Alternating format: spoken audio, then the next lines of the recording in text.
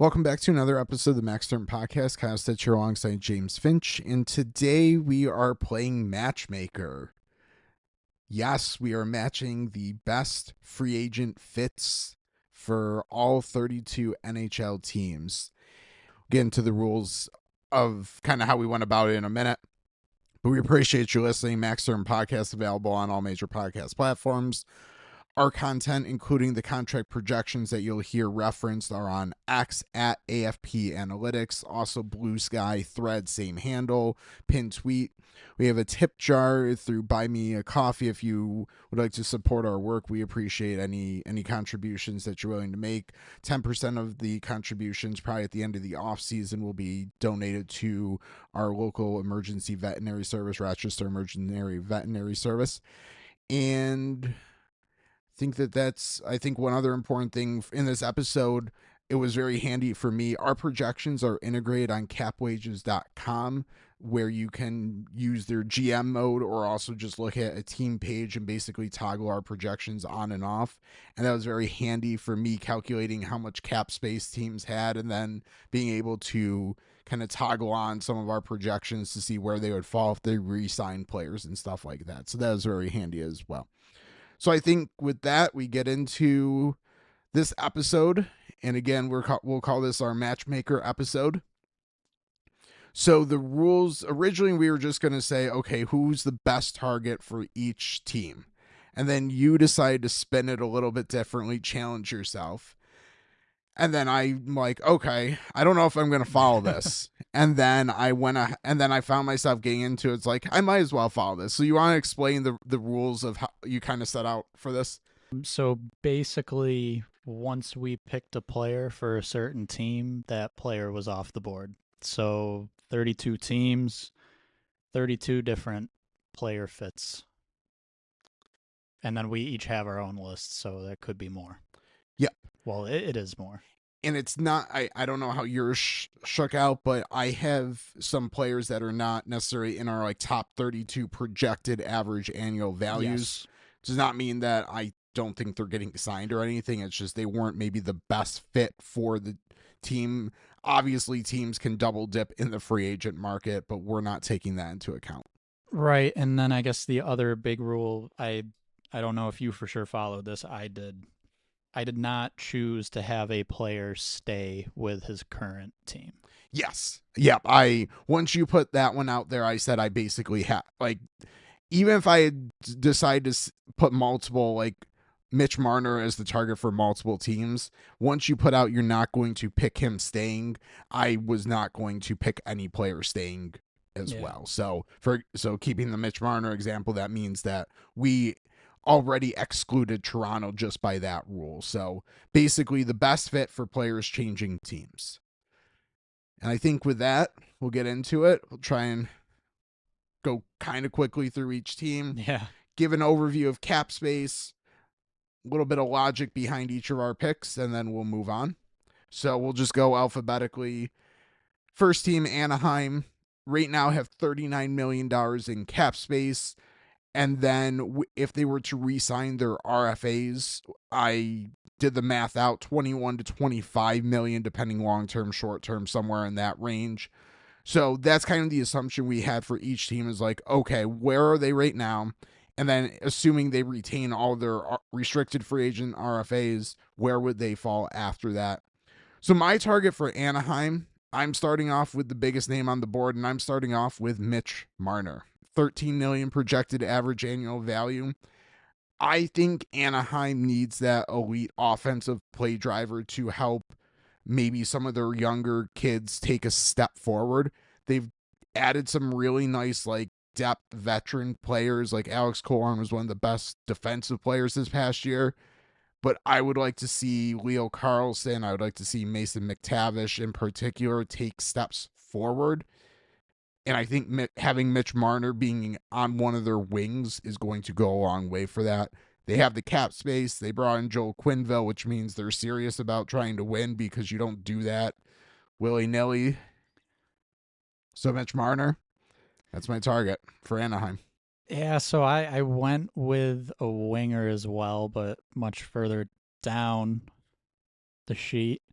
Andrew Mangiapane.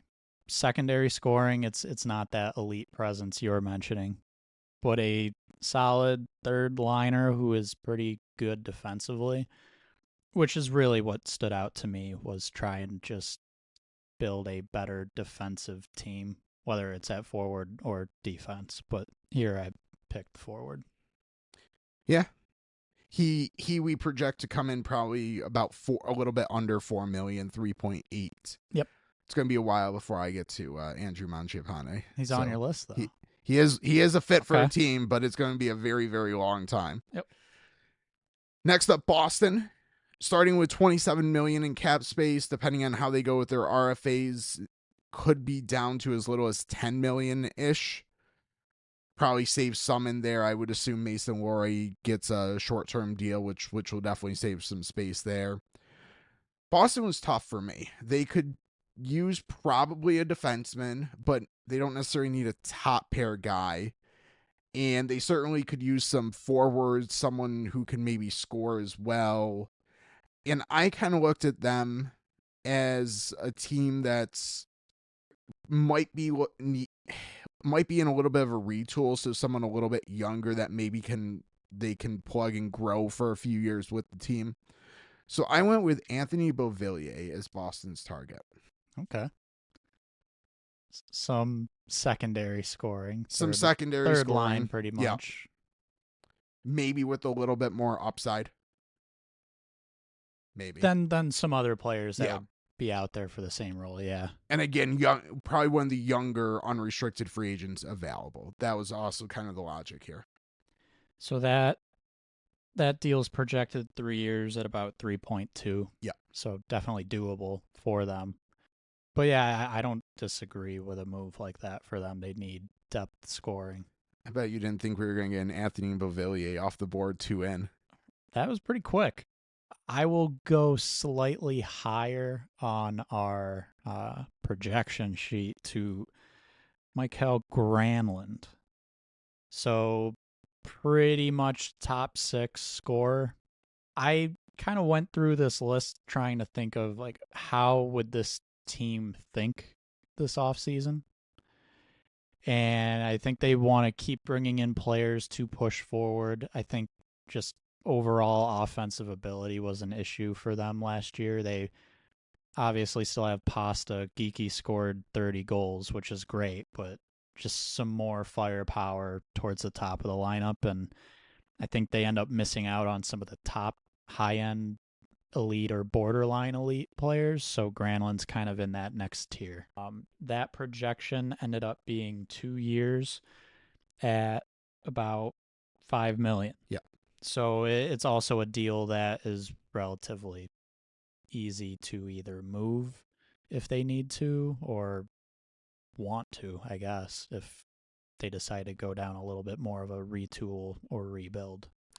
Yeah, that's not a bad idea either. I think we're just kind of projecting them to maybe be in slightly different spots on where their kind of team building is going to be. So it's a very in-between move that I feel like is for, I guess, an in-between team.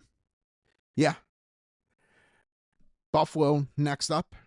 Right now, 24 million in cap space. If they were to give basically long-term bigger money contracts to most of their RFAs, they actually are going to be getting kind of tight to the cap. Could be in the $4 to $5 million range, depending on Peterka and Byram in particular. Those two could take up as much as 15 of that 24 million. And then Jack Quinn and Ryan McLeod are definitely going to eat into that as well. So with no moves, they're going to be a little bit tight to the cap. I did peek at your name, so we have the same one here because I think makes the most sense. Dante Fabbro. Right shot, strong defensively.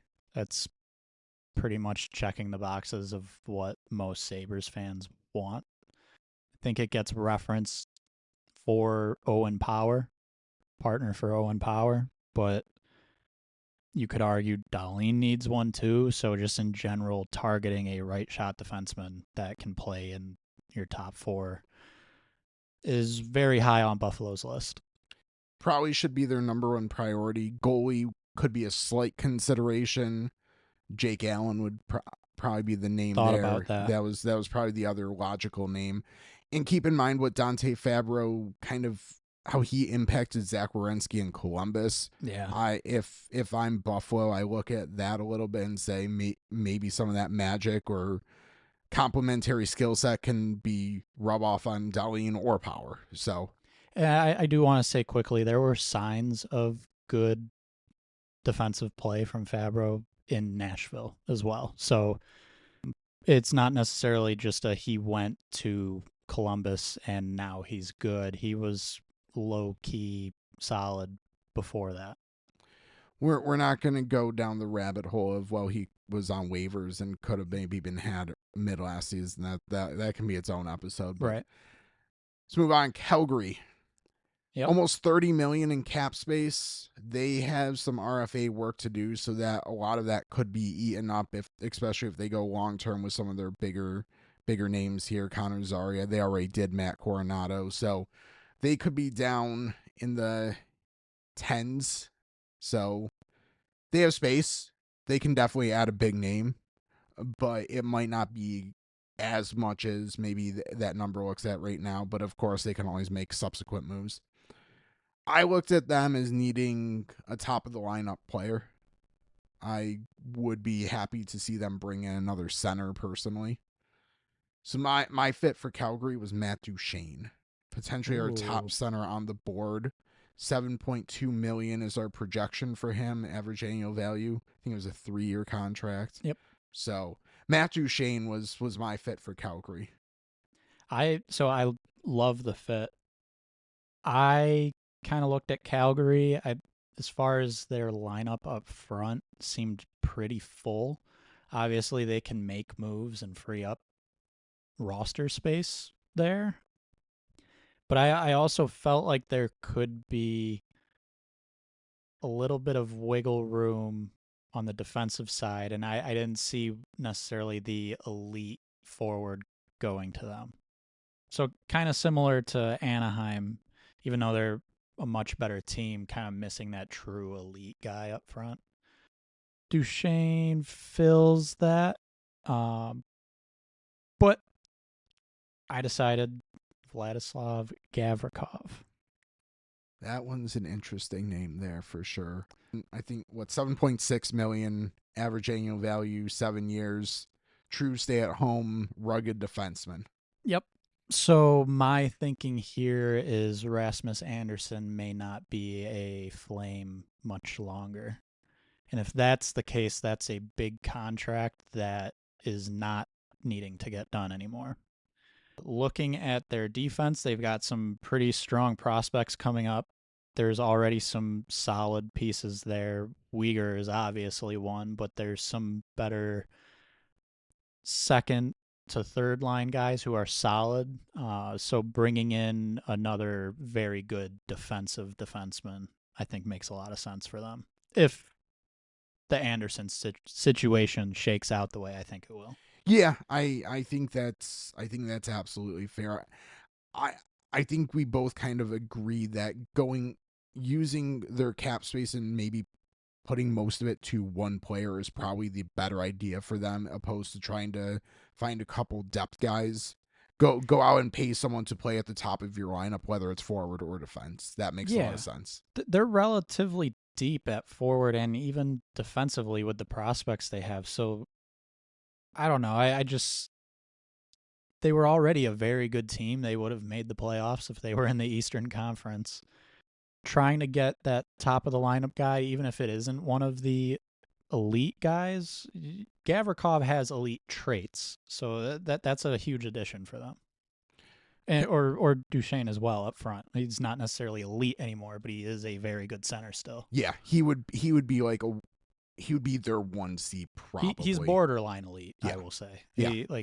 That would be a very good ad for them. So then they have Duchene, Kadri, Frost down the middle, and then Zari wherever you kind of see him playing, but he might be a little bit more winger. Yeah. So Backlund's still there. Pospisil plays some center too down the lineup. So Sharon Govich has in the past. There's a lot of guys there that could kind of flex center wing. Yep. But no one necessarily for 1C, and that's Right. where I went. But I like Gavrikov too there. I think I like him better fit elsewhere, but Carolina, Carolina. 31 million in cap space and all unrestricted free agents. No restricted deals to get done. So basically they have 31 million to play with. Yep. I'll let you do the honors for this one because I think we have the same name again. Same name again, Brock Boeser. That's one where I knew you most likely had Boeser going because we've discussed that before. We have gone back and forth about like which high-end free agent would be best for Carolina. I still don't know if it's Boeser, but I think that's the most likely one for them. And I do really believe in kind of the main point being goal scoring. They need shooters, guys that will put the puck into the net. That's Brock Boeser. He doesn't do a whole lot else. He's a solid player, but you're mainly getting value from him through goal scoring. Yeah, I think these playoffs have kind of exemplified the need a little bit for them. You see Sebastian Aho out there, you see Jackson Blake out there, you see Logan Stankoven out there, you see Seth Jarvis out there, and they're very, very good players and they're very good two-way players. But Andrei Svechnikov has not been scoring. Yeah. And those other players I referenced, they score goals, but they don't have the elite goal scoring traits as Boeser. So I think they're showing that they're good two-way players who can absorb having maybe a little bit of a defensive liability as well in Boeser. The one thing I wonder with Carolina, and I mean, they supposedly were interested in Marner, so I don't know if this really matters to them. Jarvis, Blake, Stankoven, all right-handed, all in theory right wingers. I think Blake played on the left wing a little bit. Guys aren't tied to their strong side, especially at forward. I wonder, like, is everyone comfortable there that someone would be on the offside? Is one of Jarvis or Stankoven down the middle at some point? Yeah. That's also a question. So I don't mean to say like this is unlikely by any means. I just that's kind of a situation that would need to be decided there. Is how does the actual lineup shake out? Carolina we project Boeser 8.5 million, so they would have some more room to fill out the rest of their roster, especially with Burns and Orlov being free agents. There's some more deals that will need to be done, but they have the cap space, and especially Boeser leaves them still a nice chunk of change. Marner would eat a little bit farther into that potentially. Chicago, they have 40 million in cap space, probably will have 30 million. Should have used my note that I made for San Jose. Plenty. They have plenty. So they can go big fish hunting. I think they'll be in the Marner. Like they already are a team that's already been connected to Mitch Marner. But I don't know. I don't think that's ultimately where Marner ends up. So I'll let you go first, and then I'll. Okay, so Andrei Kuzmenko.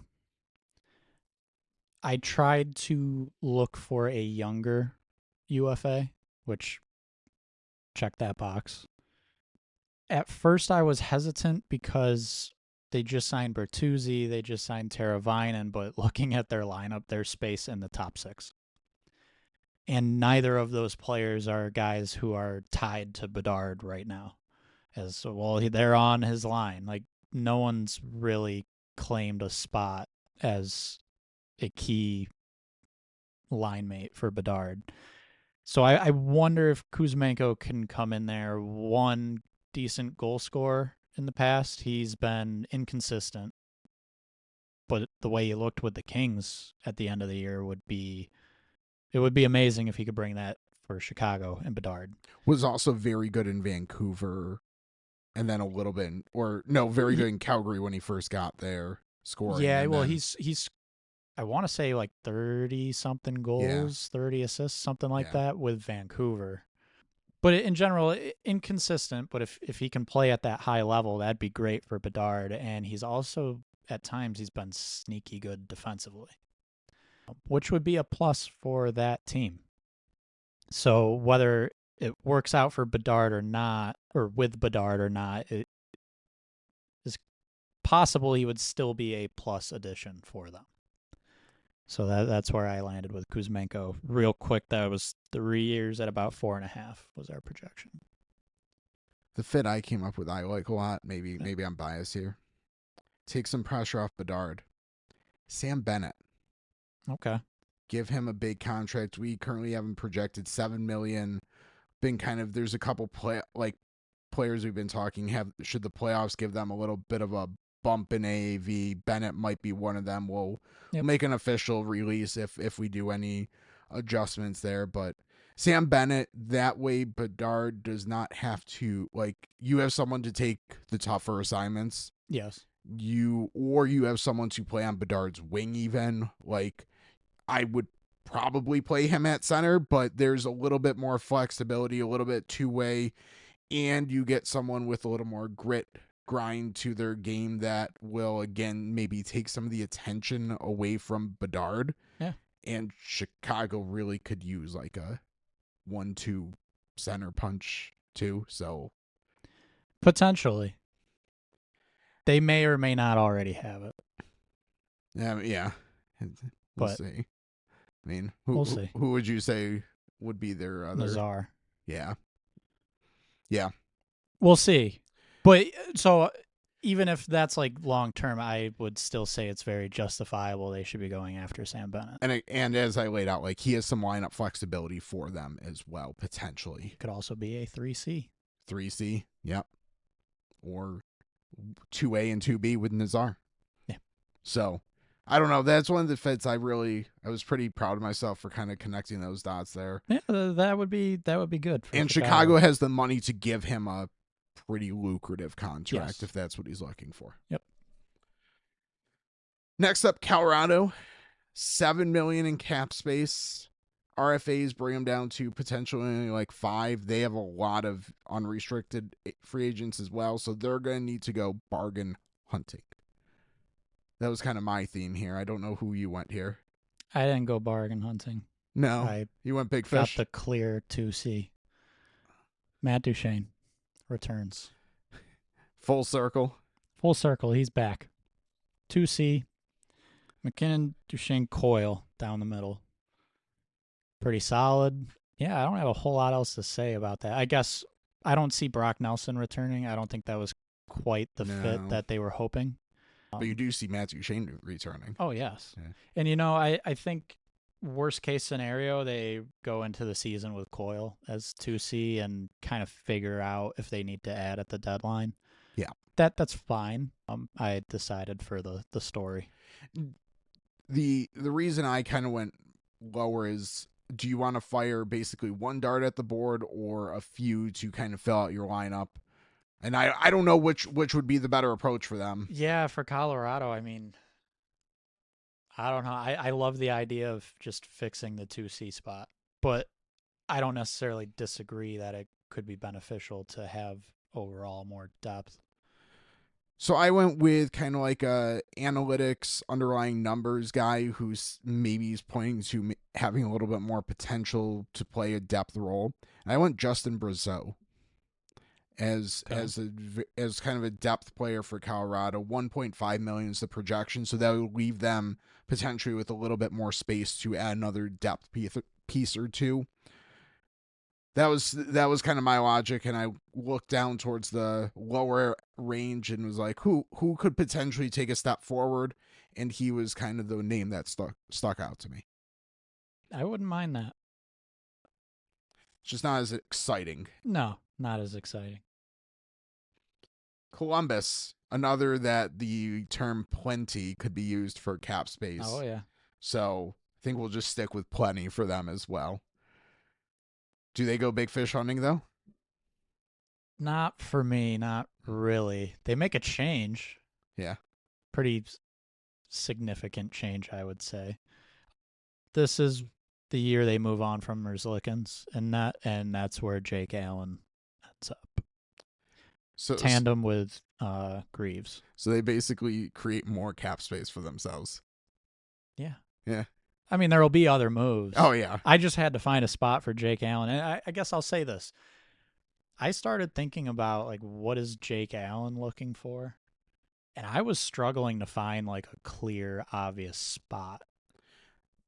Yeah, I like I will make an argument for my spot later. Okay. We'll get there. There are some teams where it could make sense. I ended up placing other players for those teams, but there isn't, to me, there's not really an obvious team like they have to sign Jake Allen. They have to get the good goalie this offseason. Maybe they could use a backup or like a 1B, but is that what he's looking to do? Yeah. I don't know. So that was difficult for me. I almost put him in Buffalo, and I just like the Fabro pick there too much. We'll see where he ends up for you. Real quick, that's a 2-year, $3.5 million projection. AAV. Who's your Columbus pick? So I have them going big. I have them catching a big fish. Nikolaj Ehlers to play with maybe like Adam Fantilli on his wing. Okay. Provide a nice two-way player for him. I like this idea a lot for Columbus. I'd like just that fit with Fantilli a Yeah. lot. Yeah. Would Ehlers go from Winnipeg to Columbus? I don't know exactly. Like, Maybe. in one argument, they're both maybe slightly smaller markets with a little less spotlight, if that's what he kind of would like to stay with. Or is he looking to go to a bigger market for more exposure, in which case, there's going to be some opportunities out there. So, I mean, I also kind of went smaller market for him. So, yeah. Maybe that is kind of an Ehlers theme. Could very well not be, but but Columbus is going to have to spend some money, yes. And they really could use a nice forward addition. They have some scoring punch, though. I went with someone who can score, but also give them a solid two-way game. Yeah, I don't mind that at all. I like that pick. Dallas Stars. If I was using plenty for other teams, I should probably use scarce for them cap space wise. So they potentially are going to be looking for basically $1 million, $2 million minimum type guys. I think they end up moving some money out to give themselves a little space. Very possible. But I mean, I didn't go high up our board. I did Brandon Saad. Our projection was 2 years, 2.6. I was pretty much scrolling down to the below 3 million. I don't see. I don't even think they can keep Duchesne unless he signs another deal where it's 1 year, 3 million. For us, that's very difficult to project that, considering the level of play he's still playing at. So Saad, like, I could see a scenario where like they move out a Marchment, maybe not him specifically, but someone in that $3 to $5 million range, and then bring in the slightly lower cost guy and free up a couple million to work with. Yeah. I think you could also make an argument for a defenseman similar, similar type of player. I went pretty low. I went maybe. So this is another player I think could have maybe been a decent idea for Colorado as well. Adam Gaudette. Depth forward piece, was very good power play, decent penalty killer in Ottawa this past year as well. Really carved out a nice role as like a fourth line center, could play some wing as well. So again, just like Colorado, I was looking for someone that maybe has a little bit more upside if necessary. Yeah. That's kind of where I went. Adam Gaudette for Dallas. Okay. I don't mind that. Do they keep Colin Blackwell? I don't know if Gaudette or Blackwell would preclude me from doing one or the other, but that's fair. Yeah. Brousseau would be a nice, like, I could also flip Brousseau and Gaudette for Colorado and Dallas too, and like that makes sense. Yep. Detroit. The Detroit Red Wings. think I messed my math up here because I have them with more cap space with RFAs. They got space to work with. We'll put it that way. They've got space to work with. They absolutely could go big fishing. I don't know if they can. I ended up kind of in the middle. Same. I think we have the same player, actually. Kyle Palmieri. Okay, so projection was 2 years at about $5 million. You want to hear the note I wrote? Yes, for Kyle Palmieri. Yes. Keep in mind this was late at night. Just trying to give myself some talking points here. Classic Detroit veteran, middle six, goal scorer, very Yzer plan. Yep. Insert Patrick Kane, insert Vladimir Tarasenko, insert Kyle Palmieri. David Perron as well. David Perron, yes. Yeah. That's actually the best one as far as Palmieri, but best comparison. Yeah. I would say Palmieri has the most scoring upside, though, of all those names, at least goal scoring upside of all those names that you just rattled off. The point in their career, yes. And so I will say I wouldn't mind that move for Detroit. I think it's continuing the not enough storyline, I guess, that we've pretty much been going on with since we started the podcast. Yeah. I mean, last year their top line was not the problem. So getting some secondary scoring, and Palmieri's finally would be a reliable, like, he can score goals. You're probably getting 25 goals. So a name you brought up earlier that I think would be a good fit here as well. Same cap hit, Mikael Granlund potentially as well. Yes. Very offensive minded, goal scoring ability. That would be Palmieri's a little bit more in the Yzer plan. Yeah, like mold. Right. Because he's a little bit of a safer pick. Yeah. But Granlund could be a good idea for them as well. Yep. I think Edmonton, we also have the same player because they have to go bargain hunting. Basically, their cap space should go to Evan Bouchard, and that should be their off season. Pretty much. Without moving some money out. But. Right. Yeah, if they move money out, there's some space, but 1 year, league minimum, $775,000. Anthony Mantha. Yep. Connor Brown 2.0. Exactly. Coming off the ACL. Yep. Third line guy. Could add some bonuses, incentives, because Mantha did miss basically the entire season. He can sign a 1-year contract with bonuses. That's one of the exceptions to not being 35. So, yeah, he would be an interesting depth piece for them at forward, and really basically the most affordable that they can get. Right. Florida. Yeah. $19 million right now in cap space. That means Ekblad and Bennett both need new contracts. Could fit. The only RFA they have is Mackie Samoskevich, who we don't project to take up much more than $2 million. Yeah, a little bit under there. Be a pretty cheap deal. So they have money to work with. Could, of course, bring Ekblad and or Bennett back, but that was one of the rules. So we had to find different fits. Yeah.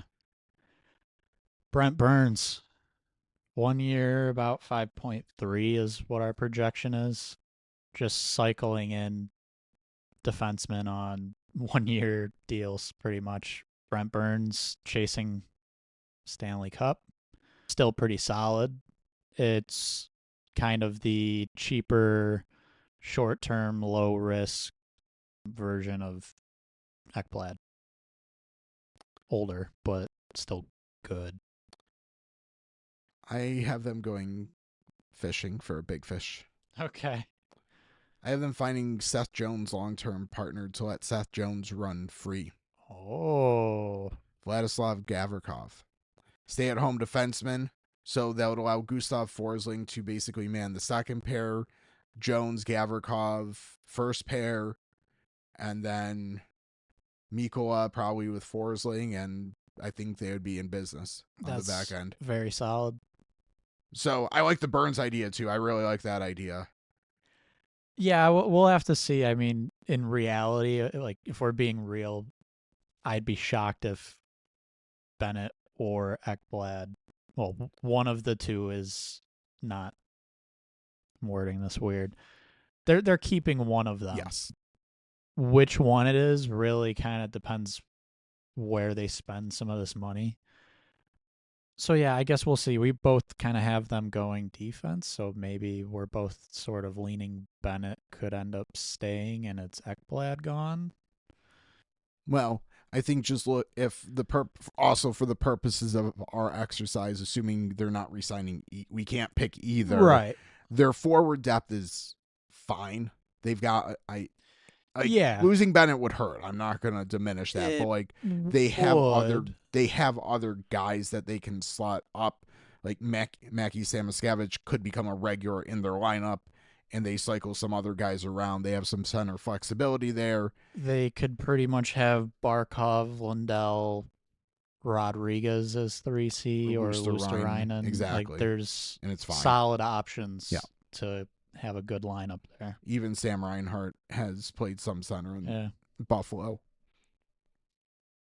So I think I like the Gavrikov move. Burns would make sense. Dmitry Orlov would make sense, potentially, depending on where they went. But defense, it seems like, wins out. But the Burns logic of chasing a cup makes a lot of sense. It wouldn't shock me. Brent Burns we have at $5.3 million because he's still a good player. He could easily sign with a team like Florida for $2 million or $1 million. And he's also eligible for incentives in his contract or bonuses. Right. So it's very possible he just takes a very cheap deal to fit with a top contender. He basically could become Mark Giordano of this offseason. Yeah. Yep. LA Kings, $23 million before their RFAs.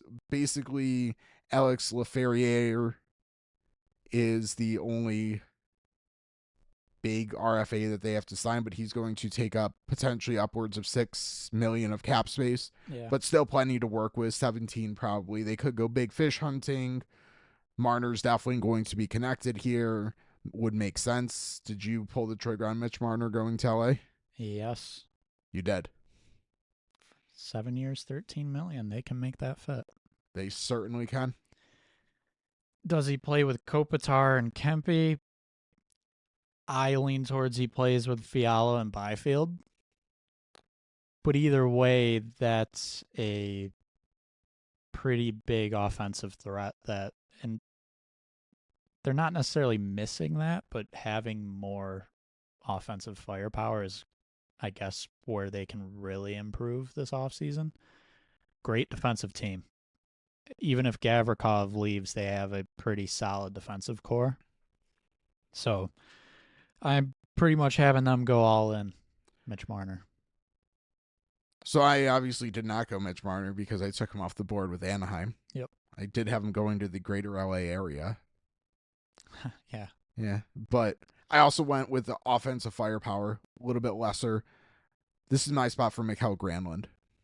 Goal scorer. Yeah. Maybe a little too much in the Fiala Kempe mold, although Kempe's probably a much better two-way player. Yes. Fiala's also probably a little better two-way, but I guess a little bit more in the Fiala mold. Yeah. But LA has a lot of good, solid two-way players, so I think they could add a player with Granlund who can score some goals, has a little bit more upside. So that was my idea. Yeah, I wouldn't mind that. And I mean that's okay. We didn't get Marner, so that's a very decent pivot on the wing.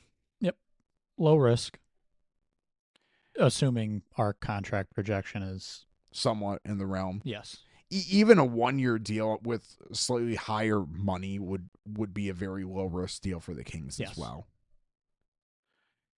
Minnesota finally is going to have cap space to work with this offseason. Yes. $23.4 million. Marco Rossi RFA, that's the big one.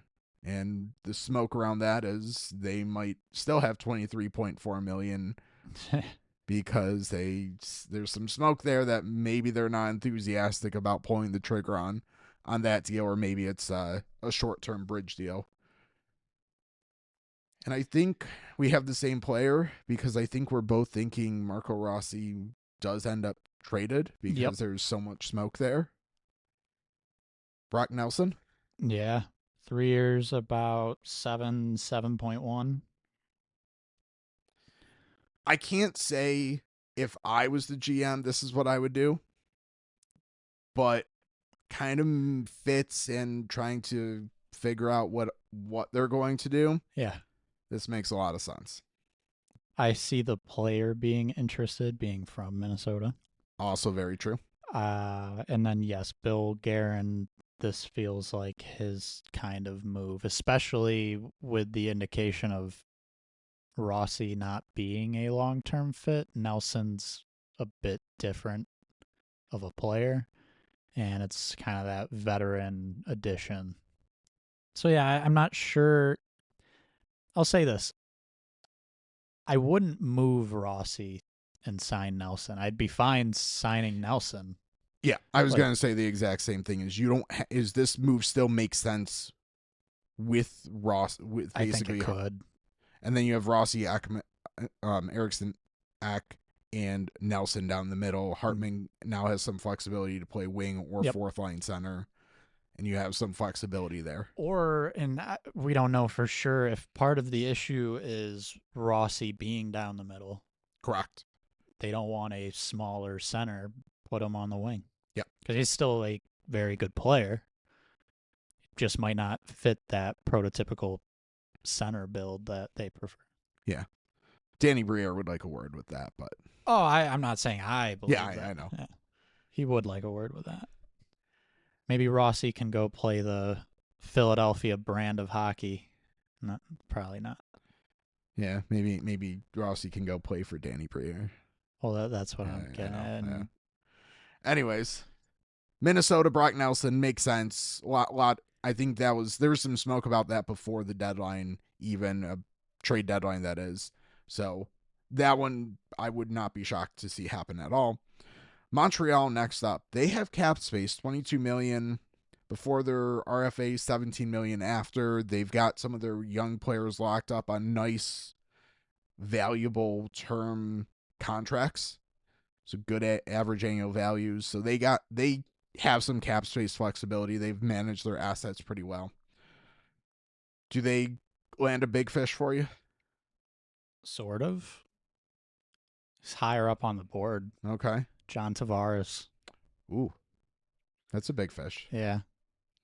Montreal badly needs a 2C.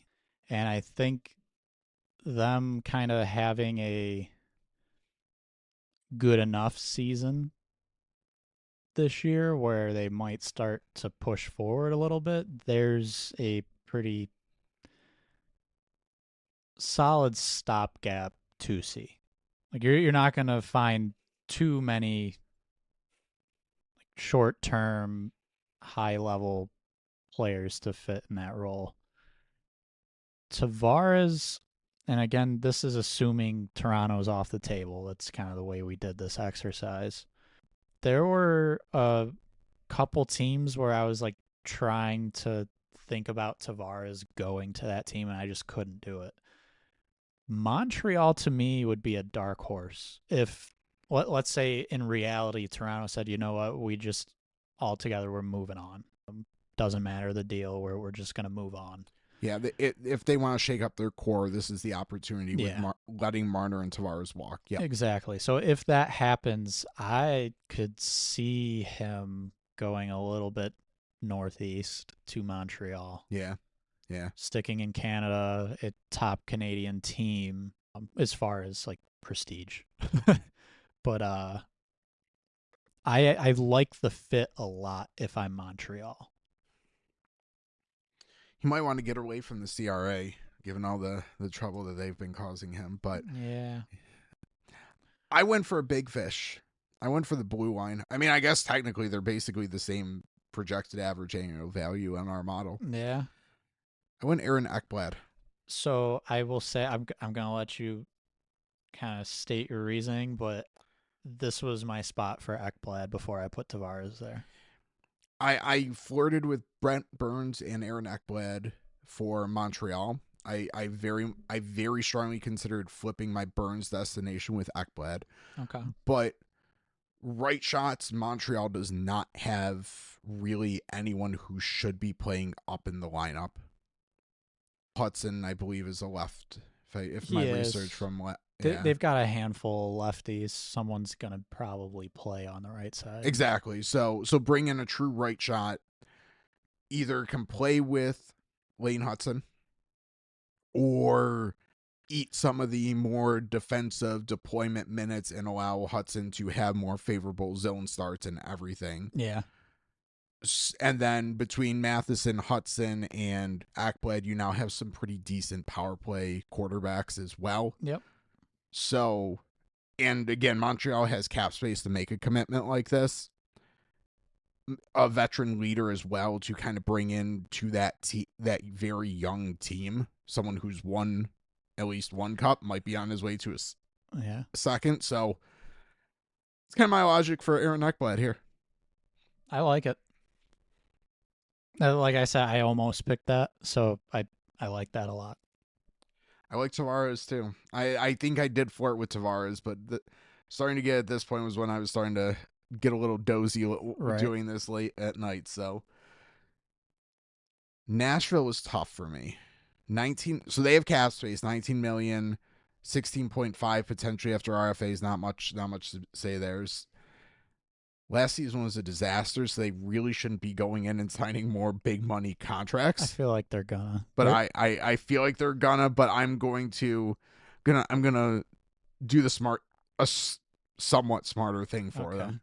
Although then the name I'm gonna rattle off, everyone's gonna be like, that's not a smart idea for them. So I'll let you have the floor first for this one. I mean, I'm not gonna pretend this is smart necessarily. Like it's a higher priced guy. Ivan Provorov. Yeah. Solid defenseman, but 6 years at $7 million for them, considering the issues they just had. What brought me to that conclusion is I think they are going to spend some money. I don't know if they're going to attract a top guy, and they badly need defensemen. There's kind of like, there's Shea, there's Yossi. That's kind of the top pair right now. And then a bunch of like bottom pair depth guys who are like solid maybe for that role, but you're kind of missing multiple top 4 defensemen on that team. Yeah, so you're gonna say my idea is probably this falls in the stupid. So I agree they need a defenseman. I look at them needing a right shot, and the right shot market is thin. Oh God. Did I do Cody Ceci? Yeah, you did. No, I actually didn't. Oh, you didn't? Okay. I did Henry Jokiharju. I don't mind that, actually. He was sneaky good in Boston. I know he took some flack from Sabres fans, but he also consistently was probably one of the better partners for Rasmus Dahlin. I'm not saying bring him in and plug him in with Roman Josi, but I'm not saying don't do that either. Yeah. Maybe he and Brady Shea could work. So he's a little bit lower money, could be there a couple years. He's younger. Like if they're going to retool a little bit, he could be someone that is part of that. I'm not going to say Henry Jokiharju is necessarily part of a core, but at least with the organization a little bit longer. We have him 3.6 mil, I think 3 years. Yes. So this also amplifies how thin the right D shot market is, because Aaron Ekblad, I just came off the board for both of us. Did you have Aaron Ekblad? Yeah, you've already put Aaron Ekblad. I haven't chosen him. Oh no, you haven't yet. So he's still on the board for you. Yes. This could be an interesting destination for him too. Yeah, it could be. But so I will say,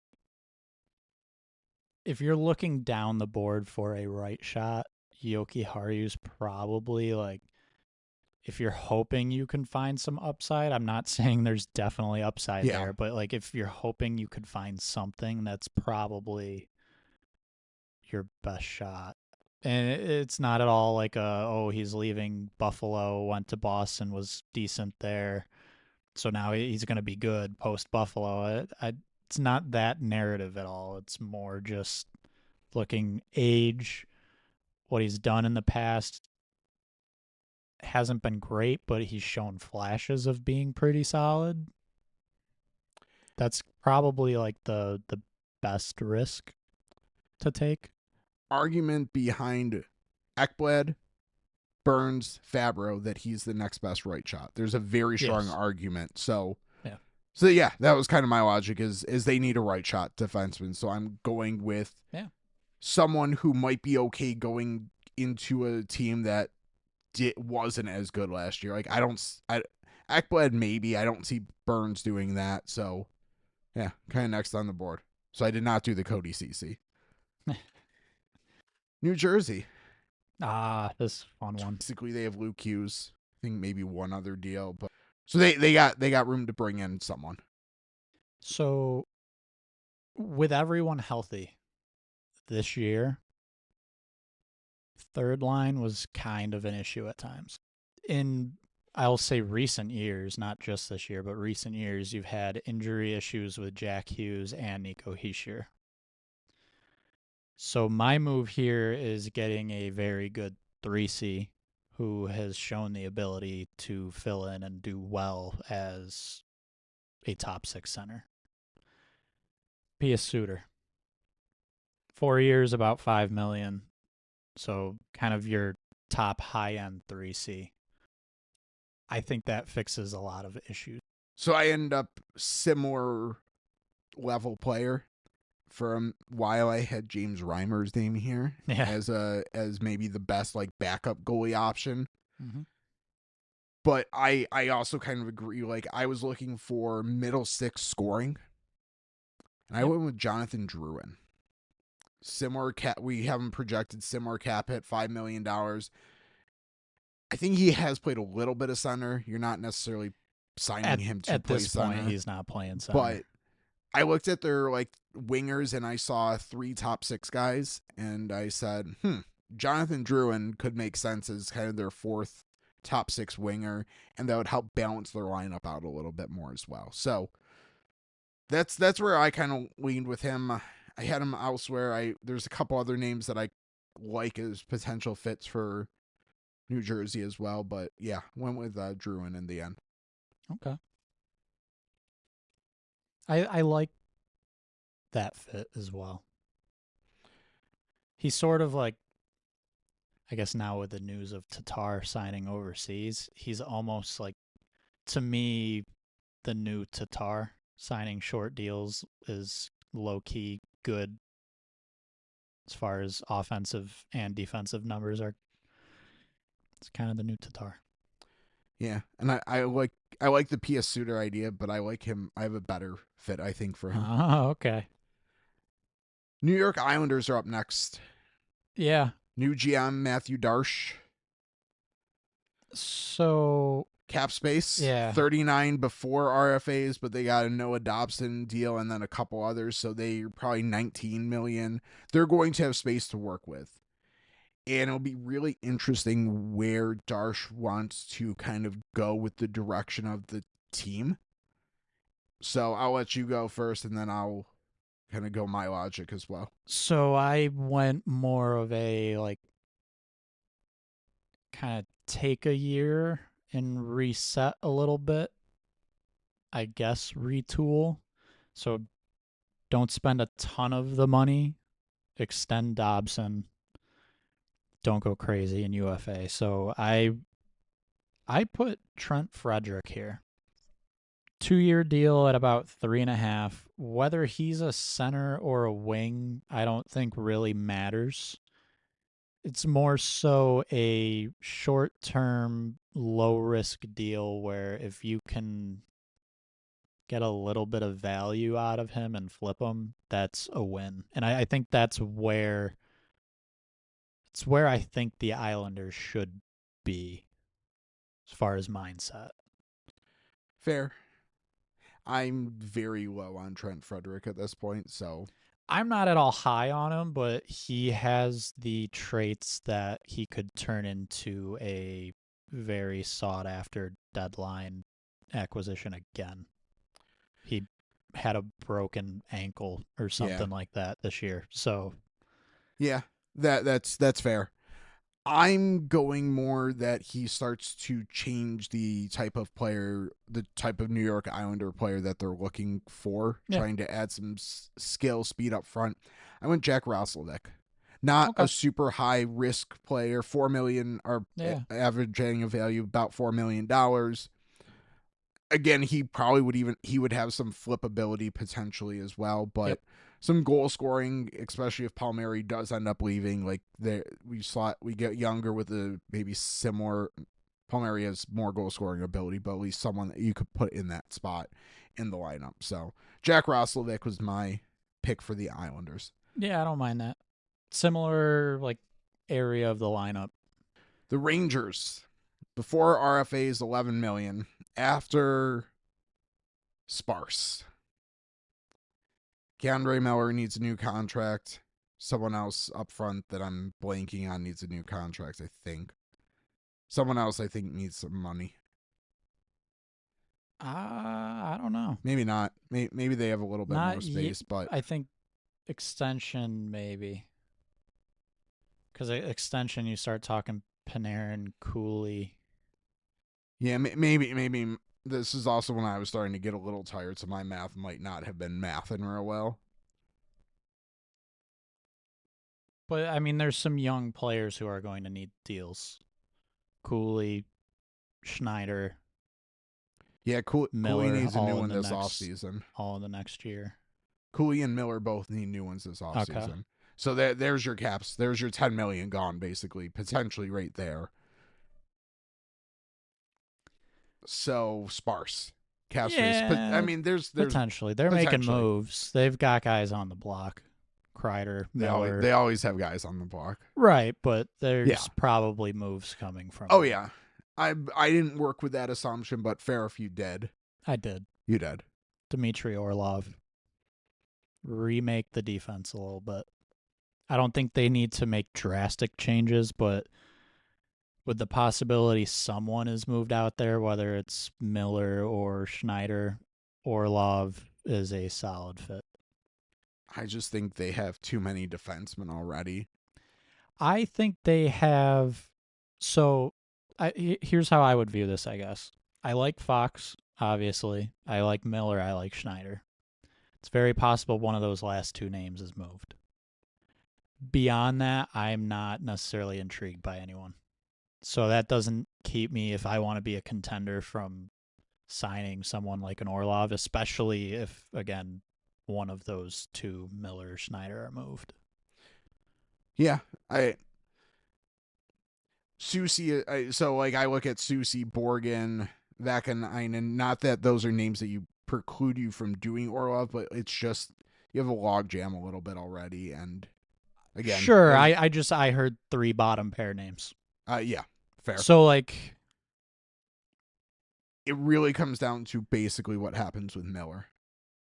Yeah. So again, this is a move that I am most likely making if one of those two are moved. I think there's a world it could happen even if one of those guys are not moved, but less likely. I went very boring here. I went for maybe someone that could outplay their contract a little bit. 3-4C Christian Dvorak. 2 years, 1.75. Okay. I know. Boring. You don't like Dvorak? I don't love him as a player. No offense to him, I guess, because I'm sure he's listening. But. Yeah. I just look at the Rangers center depth, and it's not great. I'm not saying that he's the guaranteed answer, but yeah, if Zibanejad's on the wing, which he probably should be, right, you have Miller and Trocheck. So this was a spot for Suter for me. Yep. But again, Suter, Orlov, potentially there are financial issues. That's kind of really the reason behind Dvorak for me is Gaudet would be maybe a good idea too here. little bit lower end, a little Yeah, bit lower contracts. I'm not as high on Gauda. I think the goals aren't going to happen. Oh, But so like, basically, with me yeah, working the assumption that they're retaining their guys and not going to have a lot of cap space to work with, I was pretty limited with my options here. So I went for a center that at least has played like yeah, experience playing up in the lineup. yeah. Ottawa has cap space again, 17.8 before any RFAs, probably about around 11 million after. Drew can't stay based on our rules for this. So I kind of switch him out and bring in a different veteran at this point, Gustav Nyquist. Interesting. 2 years, 3.25, we'll say, is our projection. That's doable for them. I don't think they're signing a big name necessarily. Could go depth defenseman. So that's where I went. Actually, Okay. I went bigger name. I almost put Yoki Haru there. It's not a bad, yeah. Okay, so again, assuming Giroux is not there, even with Giroux back they could fit this name. So this is a destination I actually did toy with for Aaron Ekblad. Okay. But I went Brent Burns here. Another right shot defenseman because they have left shots. Very good left shots. Sanderson, Shabbat, both left shots. I think Zub is their top right shot, basically. Tim and Jensen. Yeah. And then Travis Hamonic. So basically, they're getting a much better version of Travis Hamonic and Brent Burns. That's kind of my logic leaps there. And bounds. Oh, yes. Brent Burns is a top 4 defenseman still. Yes. Travis Hamonic is borderline third pair. Borderline. Well, he was for Ottawa. Yeah. So I went with them bringing in a different veteran instead of Giroux. I mean, in theory, they could potentially fit both Giroux and Burns. Yeah. Do the logic you laid out earlier with Burns, does Ottawa maybe fit all that? I don't know, but I like the idea. I don't mind it. Only thing is you're maybe not taking full advantage of his ability on the power play, good or bad, or you're running 2 defensemen on one of the units because he's definitely behind Sanderson and Shabbat. Yes. Philadelphia. 33.7 million before RFAs, potentially down to 19 after. So they got space as well. They should not be spending too much this offseason. Well, I didn't fall on. I went with a mid-level player here. Well, yeah, so did I. But like big game hunting, that should be off the table. That's fair. I picked someone that just fits the Philadelphia Flyers. They pretty badly need defensemen. They don't have a good defensive group by any means. I'm not saying this is a great player, but it fits the Philly play style that they keep referencing they want to get back to. Cody Ceci. Ryan Lindgren. What? Oh, okay. 3 years, about $4 million. Kind of your defensive, not going to score a lot, but he's, in theory, tough to play against. Physical defenseman. So I went with who's the Flyers' new coach? I'm blanking on what the Flyers did. Rick Tocchet. Oh, yeah, that's right. Who did Rick Tocchet coach last year? Derek Forbert. He did. A couple other guys, too. Forward? A forward. Who excelled in his system playing 2-3C. Oh, this is where you have Suter. This is where I have P.S. Suter. Okay. They kind of trade away from, like, looking at their on cap wages, looking who they have at center. Sean Couturier. Noah Cates, if you consider him a center. He should be. And Ryan Poehling. Yeah. They need a center. And 2C, 3C. Exactly. Yep. So someone I mean, that's familiar with really, the they need a coach. 1C. Well, they need a lot. Yeah. But we'll start small and hopefully not get them into a super bad contract. So Suter should come in around $5 million. But yeah, I'm going with coach familiarity, system familiarity, and did well in that role, basically. Okay. I like it. Pittsburgh, $24.5 million in space, $18 million after RFAs potentially. Maybe more after they trade Erik Karlsson. Yeah. But I didn't work on that assumption. Right. Well, neither did I. You got a big name here? Yeah, I suppose. Sam Bennett. Ooh, that's fun. That's fun. So I am almost of the belief Bennett is either staying in Florida or he will sign with the Toronto Maple Leafs. That's very possible. That is like my actual beliefs. Yeah. When I'm doing this exercise, I see Pittsburgh as Crosby is still very good, and it's going to be Malkin's last year. So I think they try and do something big. So for me, that something is Sam Bennett. That's fun.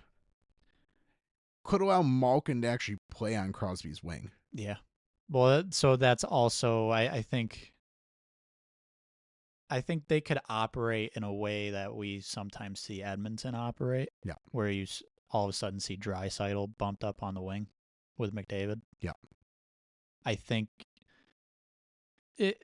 I guess we'd have to see. Pittsburgh could just run Crosby, Malkin, Bennett down the middle and have three real solid centers, or I would say put Malkin on the wing, but maybe it's Bennett on the wing. Maybe Bennett's playing with Crosby. Yeah.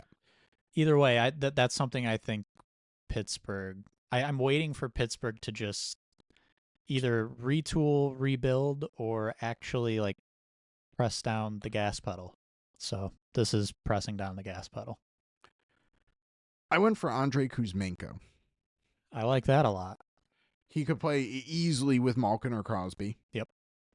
Comes in $4.5 million, so leaves them some cap flexibility to make some other moves.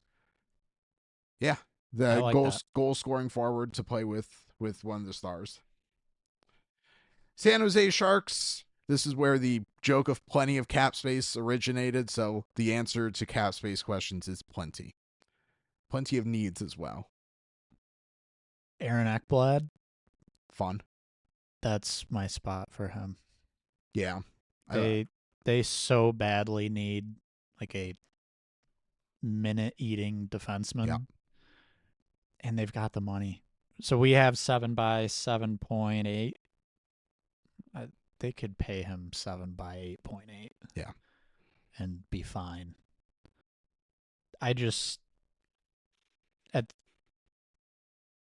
They need to, I think, consistently take steps forward year by year, and I think their defense really, really needs work. I like it. This is where I went for Jake Allen. So this is one of the spots that I was wondering. Yeah, because just like you said, they need to take some steps forward. I think having competent goaltending back there would go a long way. Yeah. So it takes some pressure off Askarov. It gives them a respected veteran, steady hand, basically backstopping the lineup. So if the defense is not good, you at least have someone you feel maybe okay about being able to make some saves for you. So my logic was, hey, let's get someone that will keep us respectable and in games and maybe help us start to win some games. We can overcome some of the errors out front, but let's solidify maybe the crease for a couple of years with Jake Allen. So when I referenced earlier when we talked about Jake Allen, and I said I started to think about it from Jake Allen's perspective, that's why I did not pick San Jose. Yeah. But for all I know, he'd be perfectly fine with San Jose. I don't know what he's thinking. In my head, it was just tough. Like, you're easily the best UFA goalie. Are you signing with San Jose? Because at this point in his career, like, it could be the end of his career with ultimately a team that's not contending yet. And then you chose Columbus anyways. But they I know. are I probably just, a little closer to yeah, contending. But yeah, it's A bit closer to yeah. contending. And both of those teams could potentially pay him more than we're projecting to come in, because both have plenty of cap space. Yep. I guess the other thing there too with Columbus instead of San Jose is I think there is a more, at least on paper, more obvious instant track to playing time. Both teams have a couple young goalies who could take time away from Allen, but I feel like, again, on paper, Askarov is probably seen as the more likely one to take that time away. Yeah. Again, not sure what Allen's looking for there. Seattle, $21.8 million before RFAs, potentially down to 11 after. I don't know what to do with Seattle, so I'll throw out signed a goal scorer. At this point, my list had Victor Olofsson left, and that's where I went. Nice. I don't mind that. I tried to go low cost, just solid bottom six guy. I said Eric Robinson. I don't want Seattle to spend money this offseason. I would like them to just kind of go another year, flush out some of the contracts that are about to end, and maybe go big game hunting next year. Because that's what they're really missing. Like, they in general have some solid players, but they're just missing high-end talent. And it wouldn't make sense randomly throwing a name out there, Kyle Palmieri. Like, that's not. They have a bunch of Kyle Palmieris already. So, new GM, Jason Botterill, let's not go crazy this year and just. Well, he didn't have that problem in Buffalo, so. Well. I completely forgot about that, but there's a connection for Olofsson, too. Yes. I completely forgot about that. So, actually, that does make even more sense than I. Olofsson projected $3.4 million average annual value. I think we have a 2-year deal. We have a 3-year deal. 3.4. I think they could even give him a touch more AAV and on just a 1-year contract as well. Like, I think that if Seattle's goal is to keep some space for the future, I think there's some room to maybe massage this contract a little to not have it on the books for term. Yeah. I guess just for the purpose of it, 3 years, 2.5 for Eric Robinson. So that would be your Brandon Tanev replacement, basically. Yes, but with much higher of an offensive ceiling. Yes. Yeah. Even though it's not that high of one, it's much higher than Tanev. St. Louis, $15.5 million space, not much in the RFAs, probably maybe eat up about $3.5, $12 million after. So they have some space to work with. They also have a pretty full roster already. A little bit. I think they could have room in their bottom six for an addition. That's where I went. They're going to continue to. What's the word I want to use? I guess they're going to continue to make division rival fans not happy. Jamie Benn. I actually ended up with Ben here as well. Really? I might have been influenced by peeking at yours late last night, but I was also really going through like, okay, I need a spot for Ben. Yes. I don't like St. Louis can't add a defender. No.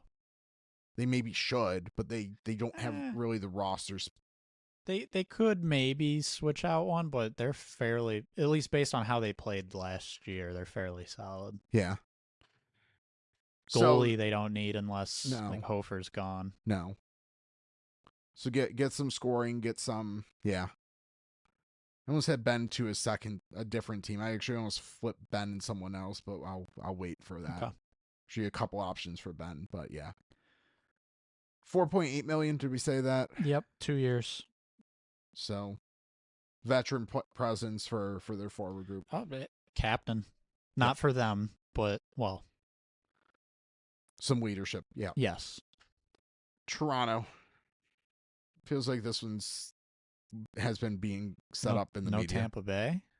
Oh, I don't have alphabetical order correct here. Sorry. Oh, well, which one do you want to do? We'll go Tampa Bay. Okay. That's my bad. Tampa Bay, 6.2 million.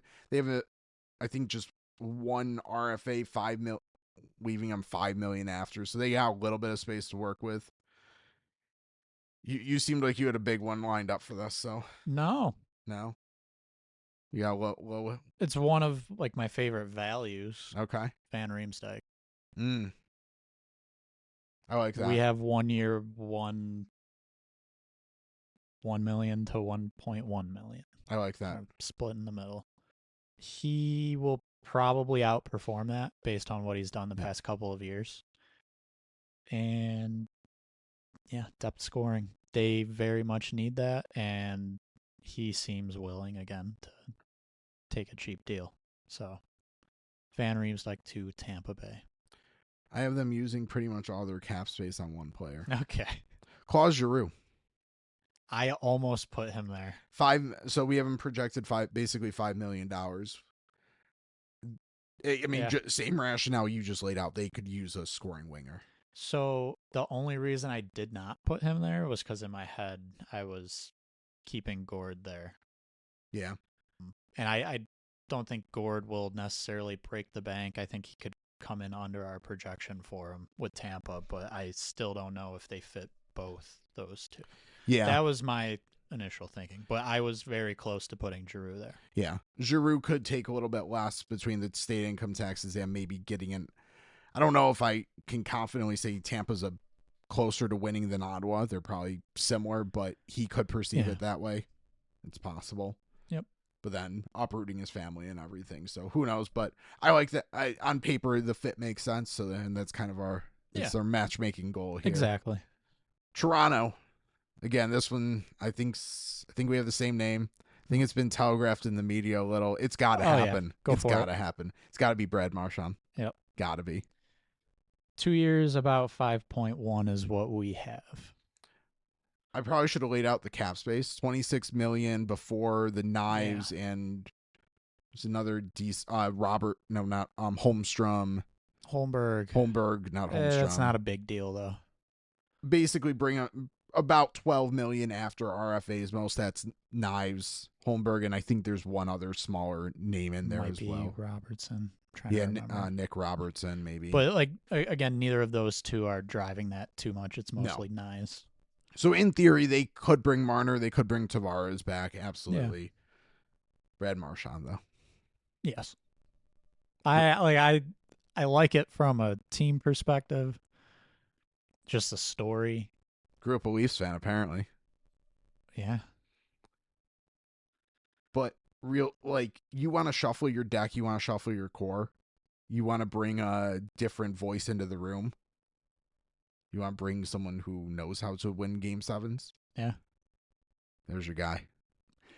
So I mentioned this earlier. I in reality, this is my one spot for Sam Bennett that isn't Florida. Yeah. And with all those rumors out there about $10 million for Sam Bennett, I just go through the list of teams.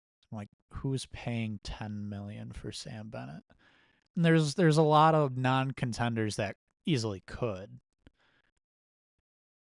But I just wonder, like, are they actually the ones who, well, let's say there is actually a team out there willing to do that. Is it like Chicago? Maybe.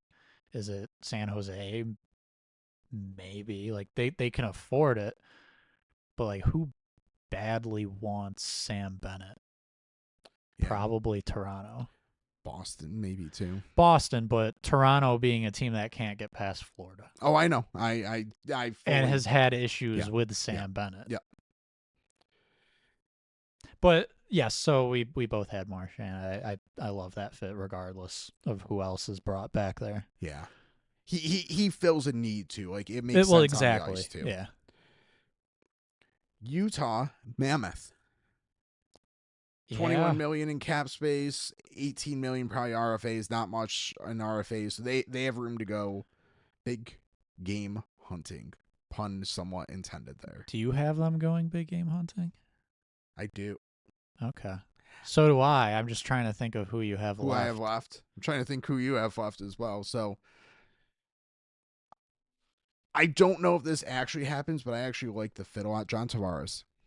Ah, okay. Yeah, so taking Tavares, like the person out of it, I like the fit. It makes a lot of sense on Yeah, ice. Like, right. yeah, yeah. I, Maybe like they could maybe use a 2C or a veteran presence to play with like Logan Cooley. Uh, on the wing, yeah, yep. Yeah, exactly. So Tavares here, like miss out on Mitch Marner. Don't get Nikolaj Ehlers, who I think that's who you must have left because that is. yeah, okay.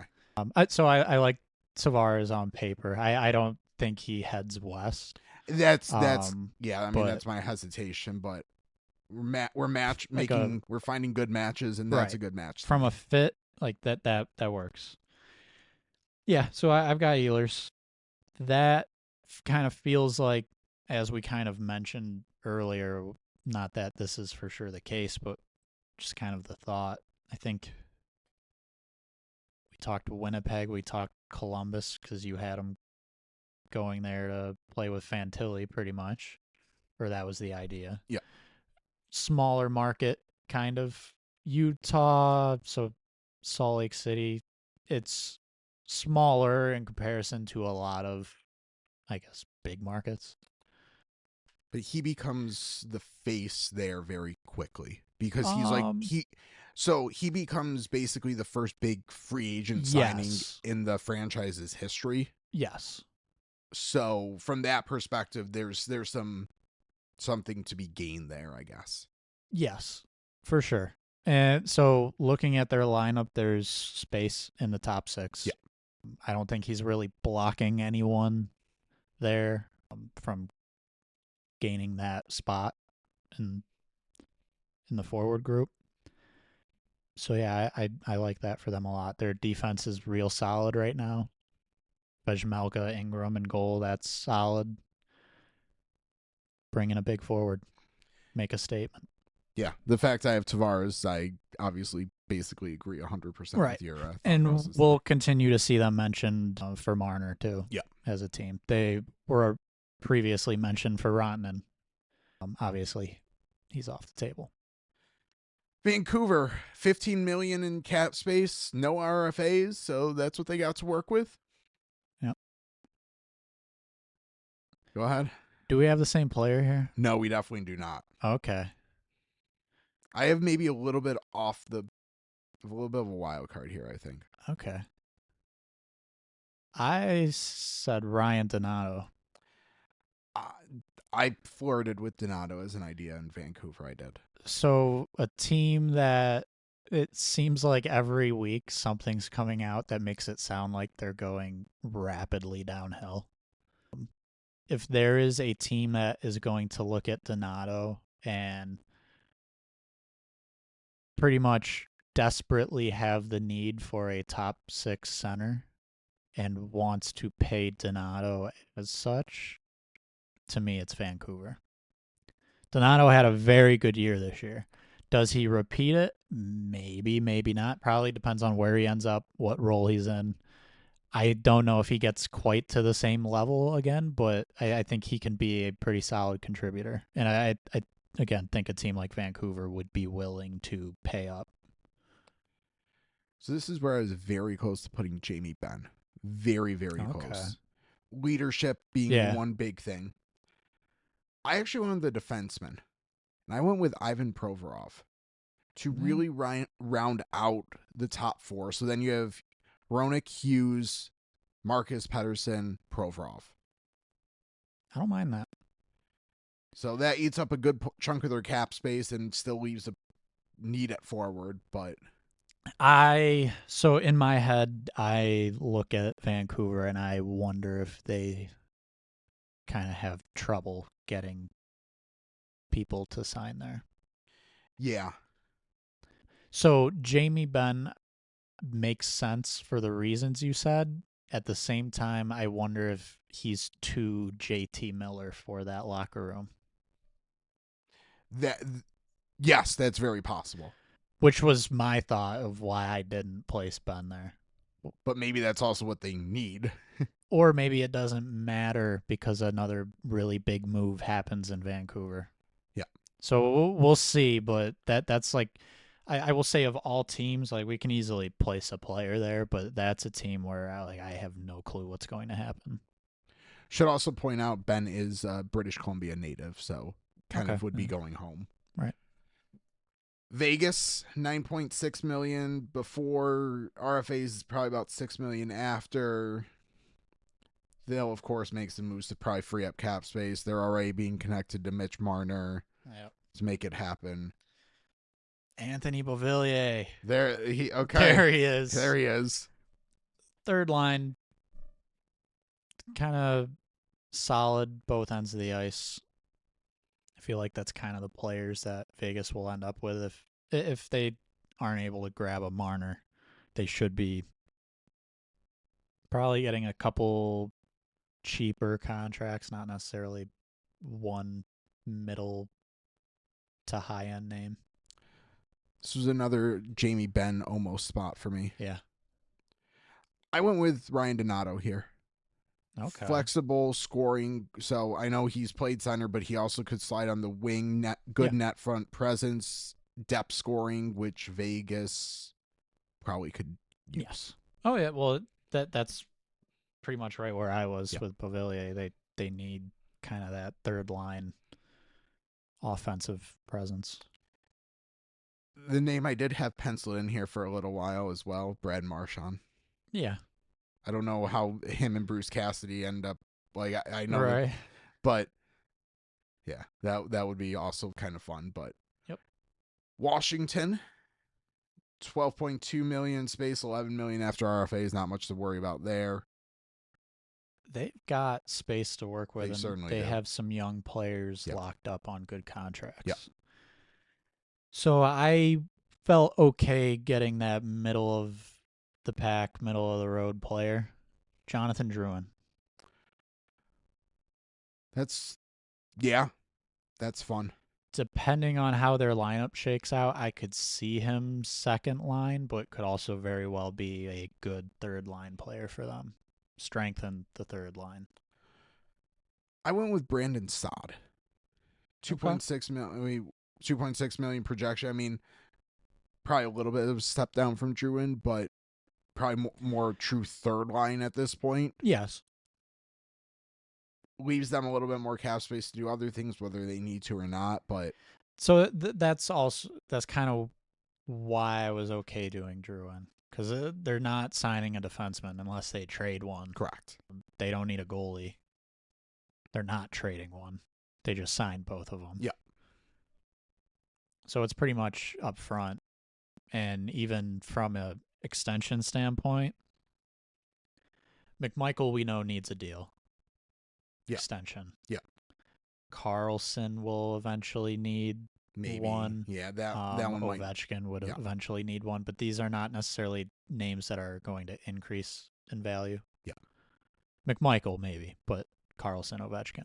So from a long-term cap standpoint, I think they're okay. Faravari needs one. Yeah. Sorry, that's one that will cost a little bit more than he's making now. But yeah, they're in a solid cap situation. Yes. Yeah. So if they want to, they're not going to go sign Mitch Marner, but kind of the middle of the pack free agent, I think they could pull off. Yeah.